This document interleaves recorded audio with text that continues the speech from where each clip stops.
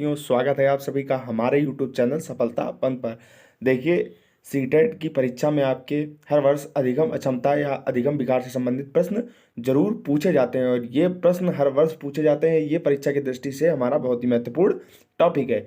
आज मैं आप सबको इस टॉपिक के बारे में बताने वाला हूँ और इस वीडियो में आपको टॉपिक और जो हमारे प्रीवियस ईयर के क्वेश्चंस हैं मैं उनको आपको बताऊंगा। तो आइए शुरू करते हैं। देखिए, सबसे पहला हमारा है डिसलेक्सिया। देखिए, डिसलेक्सिया ये पठन संबंधी विकार है। मतलब इसमें छात्र को पढ़ने में दिक्कत होती है, शब्द अक्षर को पढ़ने में कठिनाई होती है, वे अंतर स्पष्ट नहीं कर पाते। जैसे कि मान लीजिए अगर बी मान लीजिए हमारा अगर जैसे बी लिखा हुआ है तो वे बी को डी समझ लेंगे। ठीक है, इसमें शब्दों एवं अक्षरों में वे अंतर जल्दी स्पष्ट नहीं कर पाते। मान लीजिए हमारा 6 लिखा हुआ है तो ये उनको 9 समझ में आएगा। ठीक है, और इसको हम याद कैसे करेंगे कि डिसलेक्सिया को याद कैसे करें। देखिए, डिसलेक्सिया को जब आप बीच से तोड़ेंगे तो बीच में लेक्स शब्द निकल रहा है। ठीक है, और लुक मतलब होता है देखना, यानी कि शब्दों को देखने में और पढ़ने में। तो इसको आसानी से आप रिलेट करके याद कर सकते हैं लुक से। ठीक है, तो यह पठन संबंधी हमारा विकार होता है। ठीक है, दूसरा हमारा है डिस्ग्राफिया। ठीक है, ये लेखनी संबंधी विकार होता है। इसमें छात्र भद्दा तथा गंदा लिखते हैं, आकार शब्दों का सही नहीं होता है। मान लीजिए उन्होंने कोई शब्द लिखा, मान लीजिए बॉल लिखा तो बी बड़ा बना दिया, ए छोटा, फिर ये एल एक एल इस तरह से बना दिया, तो ये लेखनी संबंधी विकार होता है। इसको याद कैसे करेंगे। देखिए, डिस्ग्राफिया को बीच से तोड़ने में ग्राफ शब्द निकल रहा है और ग्राफ का मतलब होता है लेखन संबंधी। ठीक है, तो ग्राफ मतलब होता है लेखनी। ठीक है, तो इसको हम इस तरीके से याद कर सकते हैं रिलेट करके। आगे बढ़ते हैं। डिसकैलकुलिया। देखिए, नाम बीच से ही तोड़ने पे कैलकु शब्द निकल रहा है और कैलकुलेशन गणित में ही प्रयोग की जाती है। ठीक है, यह गणितीय कौशल संबंधी विकार होता है। उन्हें गणित विषय संबंधी में कठिनाई होती है। ठीक है, वे इस विषय को जल्दी से समझ नहीं पाते, समझने में कठिनाई होती है।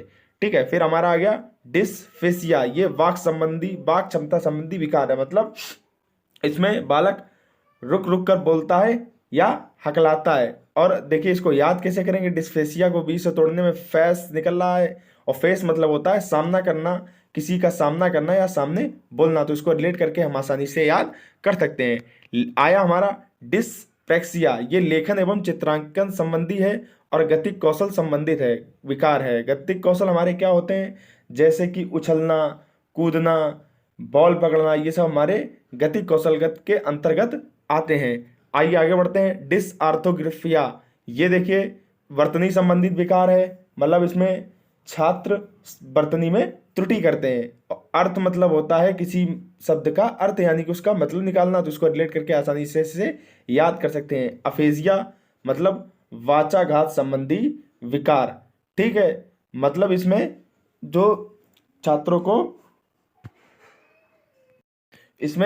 छात्र बोलने लिखने बोले लिखे हुए शब्दों को समझने या प्रकट करने में अनियमितता प्रकट करता है तथा अस्पष्टता रहती है।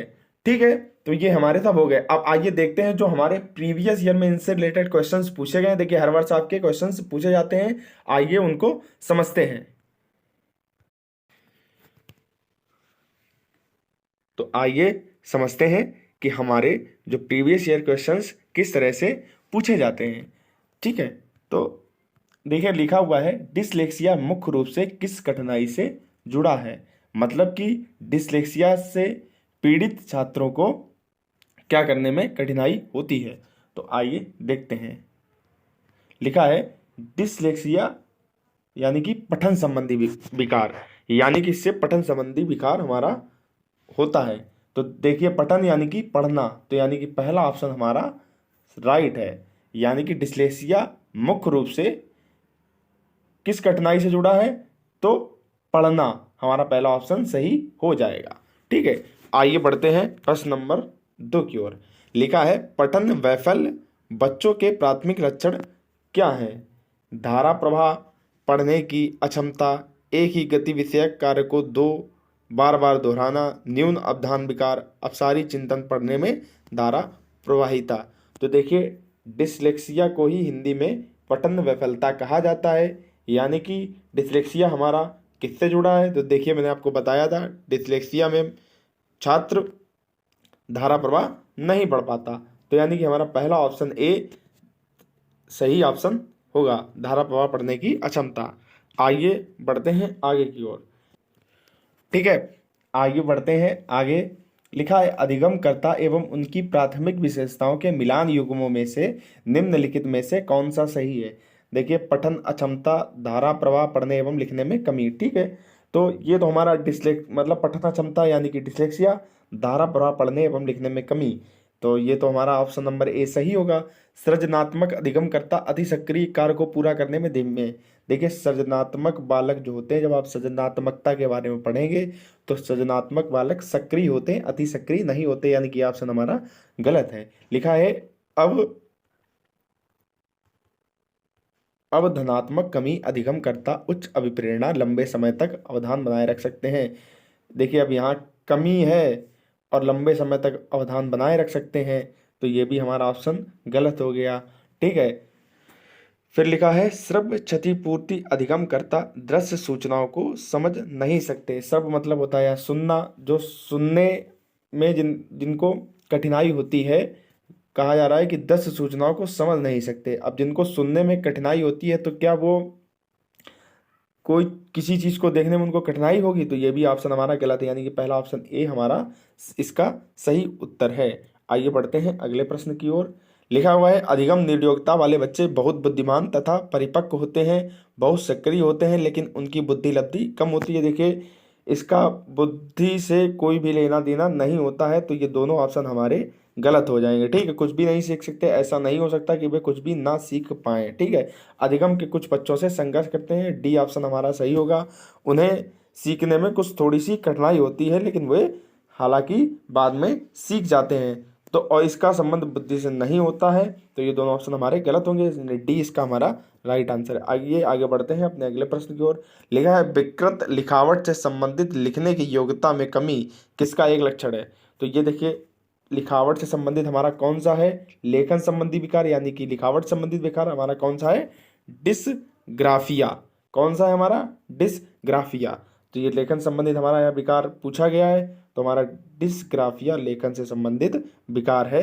ठीक है, इसका पहला ऑप्शन हमारा सही होगा। आइए आगे बढ़ते हैं। लिखा है इनमें से कौन सी अधिगम अशक्तता वाले बच्चे की एक विशेषता है? 50 से नीचे की बुद्धि लब्धि। देखिए बुद्धि से कोई संबंध नहीं होता, पहला ऑप्शन हमारा गलत। अन्य बच्चों को धमकाना तथा आक्रामक कार्यों में लगे रहते हैं। ऐसा तो नहीं है कि वे बच्चों को धमकाएं तथा आक्रामक कार्यों में लगे रहें, बस उन्हें अधिगम में थोड़ा सा संघर्ष करना पड़ता है। एक ही क्रिया की गत्यात्मक क्रिया को बार बार दोहराना, ये भी नहीं। धारा प्रवाह रूप से पढ़ने तथा शब्दों में पर पलट कर जाने में उन्हें कठिनाई होती है, यानी कि डी ऑप्शन हमारा राइट आंसर होगा। ठीक है, आइए आगे बढ़ते हैं। शब्दों में अक्षरों के क्रम को पढ़ने में कठिनाई का से संतुष्ट करने के अनुभव करना और अक्सर चाक्षुष स्मृति का हास प्रयत्न करते हैं संबंधित है। तो देखिए डिसलेक्सिया में ही पढ़ने में कठिनाई होती है। देखिए पढ़ने में कठिनाई पूछा गया है, और पढ़ने में कठिनाई हमारे पठन संबंधी हमारी कठिनाई किससे संबंधित होती है? पठन संबंधी विकार हमारा डिसलेक्सिया से होता है, तो यानी कि हमारा इसका राइट आंसर डिसलेक्सिया हो जाएगा। ठीक है, डिसकैलकुलिया यानी गणित संबंधी विकार, डिसग्राफिया यानी कि लेखन संबंधी विकार। ठीक है, और जो हमारा डिस्प्रेक्सिया होता है ये गतिक कौशलों संबंधित विकार होता है। ठीक है, और डिसलेक्सिया ही हमारा डिसलेक्सिया में पढ़ने संबंधित कठिनाई होगी, यानी कि सी ऑप्शन हमारा करेक्ट ऑप्शन है। ठीक है, आइए बढ़ते हैं अपने अगले प्रश्न की ओर। लिखा है भाषा अवबोधन से संबंध हमारा विकार है। देखिए प्रश्न हमारा सीटेट 2014 में पूछा गया है। लिखा है चालाघात, पठन वैफल्य, वाक् संबंध रोक और भाषाघात। तो देखिए हमारा भाषा अवबोधन संबंध विकार है, तो आइए देखते हैं। ये देखिए अफेजिया हमारा इसका राइट आंसर होगा, क्योंकि ये वाचाघात संबंधी विकार है, यानी कि भाषा अवबोधन संबंधी। ठीक है, तो अफेजिया हमारा इसका राइट आंसर होगा, अफेजिया। ठीक है, लिखा है गतिक कौशलों में अधिगम निर्योग्यता कहलाती है। तो देखिए,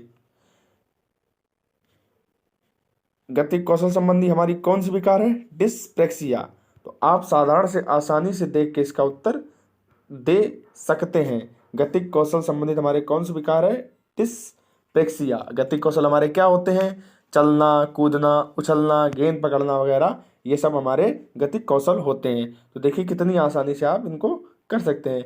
लिखा हुआ है डिसलेक्सिया मुख्य रूप से संबंधित है। तो देखिए डिसलेक्सिया मुख्य रूप से संबंधित है पठन संबंधी विकार, यानी कि पढ़ने से। और मैंने आपको इनको याद करने का तरीका ही बता दिया है, रिलेट करके आप आसानी से कर सकते हैं, यानी कि पढ़ने, यानी बी नंबर हमारा राइट ऑप्शन इसका सही है। देखिए आपके मैंने सिर्फ 10 ही प्रीवियस ईयर लिए थे। देखिए बार बार घुमा फिरा कर या डाटा चेंज करके आप किसी तरीके से पूछे जाते हैं, अधिक प्रश्नों को लेने का कोई औचित्य नहीं है। मैंने कम प्रश्न दिए, बस यह टॉपिक आपके लिए महत्वपूर्ण है, इसको पढ़ लीजिए, हमारा हर वर्ष पेपर में आता है।